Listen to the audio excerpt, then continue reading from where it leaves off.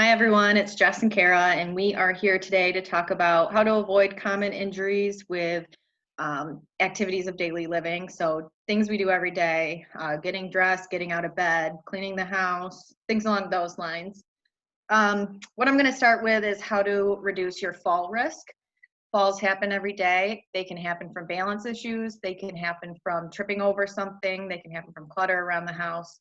So anything along those lines. So what we can do, some things we can do to avoid trips and falls are keeping our spaces free and clear of cords, clutter, obstacles. If your room is not your bedroom, but like any room in your house is small, try to reduce the amount of furniture with the weaving around or hitting the bottom and hitting a corner and tripping. You can use reachers to pick things up from the ground. If you are off balance generally, or you get dizzy or things along those lines, they have little graspy things that you can pick things up with. You can use a cane, that works too. Or sit down on a seat and then grab it, pick it up instead of reaching and potentially losing your balance forward and falling. In the bathroom, what you can do is add grab bars by the shower and the toilet. A lot of people say that when they lose strength as they get older or they start to get weaker, they have trouble getting in and out of the bathtub and up and down from the toilet, especially the low seated toilets. So a grab bar by there, you can use your arms to help pull up with the assistance of your legs. Showers are a scary place because they're slippery after you get in them. So just making sure you have a mat on the ground outside or inside to avoid slipping is another thing for bathrooms that we can do. When you're showering, make sure somebody's at home or you have something around you, like a cell phone you can get to right outside the shower. Obviously, don't take it in. And so in case you do fall, you can yell to them. You can call somebody. If you have the life alert bracelet or necklace, you can use that as well. So just to avoid being stuck in the bathroom and after falling for a prolonged period of time. And that helps with injury. So you can get checked out sooner and then you're not scrambling around to get back up. So other things you can do, so feeding your animals or putting your shoes on or getting dressed, you can do those in a seated position. You don't have to stand up and pour super low. Get a chair, carry it over to the dog dish, sit down, dump it. Same thing, you can pour into the dog dish instead of carrying the dog dish to the sink and then putting it on the ground or cat, whatever you have. And that just makes it so you're more sturdy if you're off balance. You're seated. You don't have to work all your weight's through your buttocks, so you're not on your feet and you can possibly go one way or the other. So if you have cords all over, so you have extension cords to get from one thing to the other, like a TV to an outlet or a lamp or things along those lines, make sure you have them tucked up against the wall. Try not to have them draped across the doorways where you walk through because it's super easy to clip your foot underneath of that and trip through that. As we get older, we forget to pick our feet up and like our toes up to heel strike when we walk, and that's a typical way we trip. And they slip under those cords very easy, and a fall can happen very easy. Another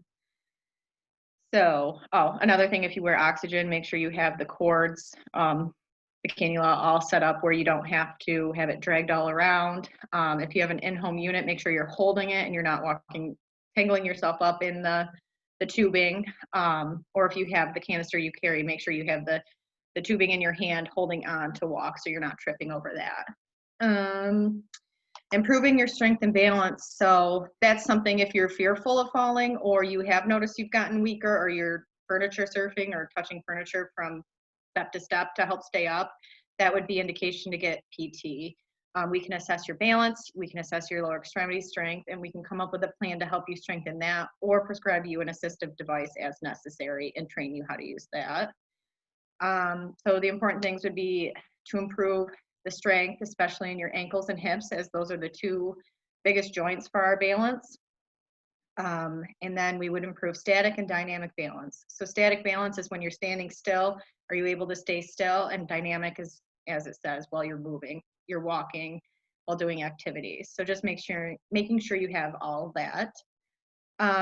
once you fall, your balance decreases quite a bit. You lose a lot of confidence in yourself. So we're here to help you retrain, build back your confidence, and give you, or not give you, but prescribe you that assistive device if that's something that'll help you feel more comfortable at home. Make sure you have proper lighting in your home. If at night you sleep with the light off, make sure you have well lit areas from your bed to the bathroom so you're not tripping. Um, the visual piece is a huge piece of our balance system. So if we can't see where we're going, you're depending solely on your vestibular system or your inner ear and the input you get from your feet. So making sure things are well lit, especially stairs as well. If you have a hard time differentiating stairs, you can tape like a hot pink and then a lime green on alternating steps so you can see better on where you're going. And then, as I said, getting dressed and sitting, doing things in sitting compared to standing, if that's something that you feel more comfortable doing. And then now Kara is going to talk about back pain, which is a typical common thing that we get with everyday activity. Thanks, Jess. Yeah, so we see a lot of people that come in with issues with back pain after doing things around the house, whether it be picking something up from the floor, vacuuming, sweeping, mopping, stuff like that. So one of the most important things and easiest things you can do is just be more aware of your body mechanics when you're doing those activities. So that includes keeping your chest tall, your back straight. You can bend your knees when you're sweeping. So if I had a broom or something in my hand, okay, I want to keep my back straight, chest up, and then just use my legs to step forward instead of reaching with my arms and my back. So body mechanics are probably one of the best things you can do. Other things you can do are use adaptive equipment. So you can use reachers if you need to get something from the floor. You can, or if you're reaching for something really high. You can also use a sock aid to put your socks on. And that's stuff that we could talk about if you ever came into PT. Other things like a long-handled shoehorn to put your shoes on. If you have a hard time getting out of bed because of your back pain, you could add a bed rail to your bed. And that usually just slides between the top mattress and the bottom mattress. Other things you can do if you're working a lot at the sink, washing dishes or brushing your teeth, you could put your foot up on a small step stool and that will help keep your back straighter. Other things you can do, same thing with doing things inside, just making sure you have good posture when you're doing things outside, like weeding in the garden or mowing the lawn.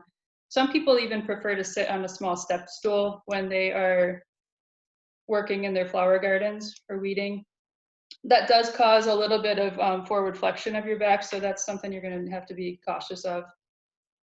And if you don't use any equipment at all, one of the easiest things you can do when you're working at the sink or if you have to do anything that involves coming forward is just to bend your knees and keep your core nice and tight, and that will help keep your back straighter. So if you did come into PT for back pain, we would go through your activities, see what kinds of things are really causing you issues, see what your posture looks like, and then we would start working on some exercises to strengthen your back and to correct those back pains and issues that come along with it. Another common injury with doing ADLs is just repetitive use injuries, and that's things like using the same motion, same muscle over and over again, like washing. A lot of people will find that they get shoulder pain, for example, with doing overhead work, repetitive work. One of the easiest things you can do for that is just taking frequent rest breaks. Sometimes it feels easier and faster just to power through it, especially if you're having pain or you just want to get it done. But if you just stop and take some breaks, shake it out, you can stretch the muscles out. You know, one of the easiest things to do is just to stretch in the opposite direction of the way you're working.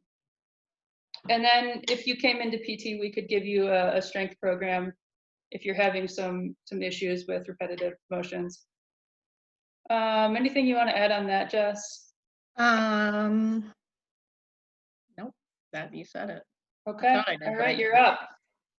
All right, so another thing that common, a lot of times we hear people say, well, I have foot pain and I don't know why, I've not done anything different. And then we look at their shoes and the shoes have zero support to them.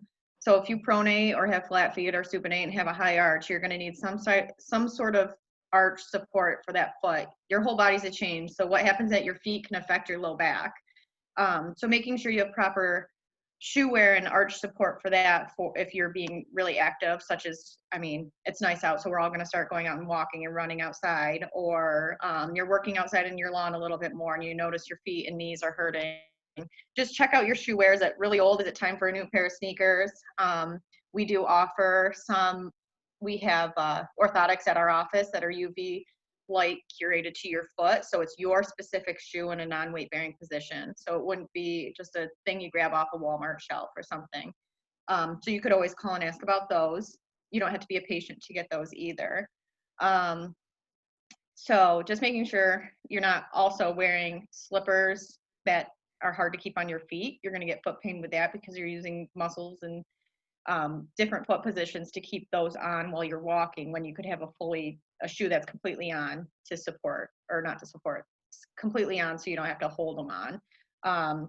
So flip-flops are a huge fall risk too. I didn't add this in when I did falls, but any type of sandal that doesn't stay on your foot, just make sure that you're walking carefully with those and not just hurrying along. They're probably not the best shoe to mow or mop or any of that stuff in. So just making sure you have good footwear for that. The other thing is a nice supportive shoe can help you avoid an ankle sprain. If you're wearing sneakers out while you're doing yard work, just, well, not only wearing sneakers, but make sure you're watching for the holes and stuff to avoid any weird torque on the knee or the ankle. That can help avoid the ankle sprain, or any type of meniscus tear or a pulled muscle of any type of sort. Achilles, a lot of people come in with calf and Achilles pain. Make sure you're stretching before you walk or do activities you haven't typically done, because those muscles aren't going to be ready for it. They haven't done that in a long time. I mean, we go through, feels like 12 months of winter, but it's not. So just making sure you're staying flexible and strong throughout the year in general will help with that too. The other thing I kind of wanted to touch base on is random aches and pains. We are doing things now like weeding, as Kara said, and cleaning, spring cleaning, and things along those lines. So those are things we haven't done in a long time. So it's typical to have your quads and your hamstrings and your glutes and everything, arms feel sore. That can be lactic acid buildup or delayed onset muscle soreness from not doing it for a long time, and it was just what the body creates and causes soreness. So just make sure you're stretching, drinking enough water, staying hydrated, and everything with that.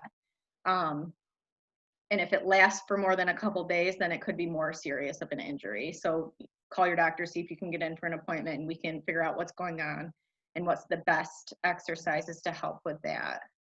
And just making sure when you're moving, turn your whole body, turn your hips, and make sure your feet are moving too. Don't twist on your knee and twist on your back. Those are typical injuries that we see. I was doing something and I turned and I felt my knee pop, or I just turned to the left with a heavy package and my back started to hurt. So just using the body mechanics, as Kara said, walking with it, turning completely with it with your feet, not twisting on your knee and not twisting on your back. So those are all things that we can do to avoid injury with common, for all ages, with common activities of daily living. So do you have anything else, Kara? I don't think so. All right. Well, it was fun. Thank you. Thanks.